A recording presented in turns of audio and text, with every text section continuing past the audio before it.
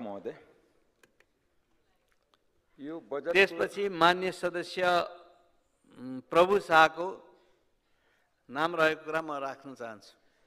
सम्मानीय सभामुख महोदय, यो बजेट विनियोजनको बारेमा छलफल गर्दाखेरि एउटा हिन्दीमा कहावत छ, कहाँबाट सुरु गरौँ कहाँ खतम। भर्खर एउटा सत्तापक्षको सांसद नाउँ नभनौँ, तर उहाँ सुनिराख्नु भएको छ, भन्नुभएको थियो कि बजेटको बारेमा तपाईँ किन जहिले पनि बोल्नुहुन्छ। बजेट बनाउँदाखेरि प्रधानमन्त्री खुसी छ कि छैन? प्रधानमन्त्री खुसी हुनुहुन्छ कि उहाँको क्षेत्रमा बजेट गएछ? बजेट बनाउँदाखेरि सम्बन्धित मन्त्रीहरू खुसी छ कि छैन? खुसी छन्, किन आफ्नो आफ्नो क्षेत्रमा हालेको छ। बजेट बनाउँदाखेरि जसले मन्त्रीलाई नियुक्ति गर्ने नेता खुसी छ कि छैन? सत्तापक्षको जुन अर्को ठुलो घटकको सभापति खुसी छ कि छैन? उहाँको जिल्लामा बजेट गएछ। बाँकी सांसद किन तपाईँहरू बोल्नुहुन्छ? तपाईँहरू त यति पनि ध्यान, तपाईँ 4 चोटिको सांसद हो। वास्तवमा मलाई ठिक लाग्यो उहाँले मानिजीले जुन भन्नुभयो, तर यसको बावजुद पनि जनताले पनि मलाई भोट दिएछ।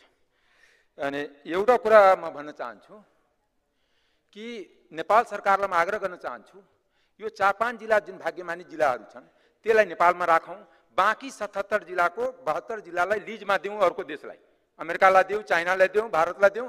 अब त्यस कारण जब बजेटै जाँदैन भने त्यो जिल्ला नेपालमा किन राख्ने? खाली ट्याक्स लिनलाई राख्ने? शहरी विकास मन्त्रालयको म स्टार्ट गर्छु। काठमाडौँमा 3 करोडको दरले 131 योजना छ। यदि काठमाडौँ जिल्लामा, यदि काठमाडौँलाई जिल्ला मानियो भने, काठमाडौँ जिल्ला छ भने 131 योजना छ भने मेरो जिल्लामा त कम्तीमा 15-20 वटा त पर्थ्यो। ठिक छ, म 131 को भाग खोजेको होइन, 131 खोजेको होइन। सर्लाहीको जनता सेकेन्ड ग्रेड नागरिक छ, त्यहाँ त कम्तीमा ठिक छ 20 राखिदिए हुन्थ्यो, 30 राखिदिए हुन्थ्यो। यो बजेटलाई निजी सम्पत्ति ठानेर जुन हुन्छ, डलधुरामा सुदूरपश्चिममा एउटा गेटा मेडिकल कलेज पनि भने सबै हामी ताली बजाए। डलधुरामा मेडिकल कलेज खोल्ने, तर मध्य प्रदेशमा एउटा पनि मेडिकल कलेज नखोल्ने। यो जुन प्रक्रियाको जुन छ, अनि त्यसकारण मैले बजेटको विनियोजन हुँदाखेरि वक्ता मान्य सदस्य एकछिन रहनुहोस्। मान्य सदस्य महेश भर्तौला के भन्न खोज्नु भएको छ? मैले नियम 26 बमोजिम उभिएँ। मेरो नियमापत्ति नियम 20, 21, 23। सम्मानित सभामुख महोदय, छलफलमा सहभागी हुनुभएको मान्य सदस्यले असाध्यै आपत्तिजनक विषय यो संसदमा राख्नुभयो। विनियोजन शीर्षकमा छलफलमा उहाँ भाग लिनु भएको छ।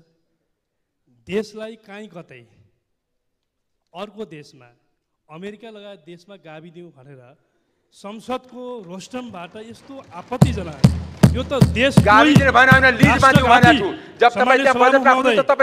अभिव्यक्ति, राष्ट्रघाती अभिव्यक्ति हो। यो देशकै अभिव्यक्ति हो।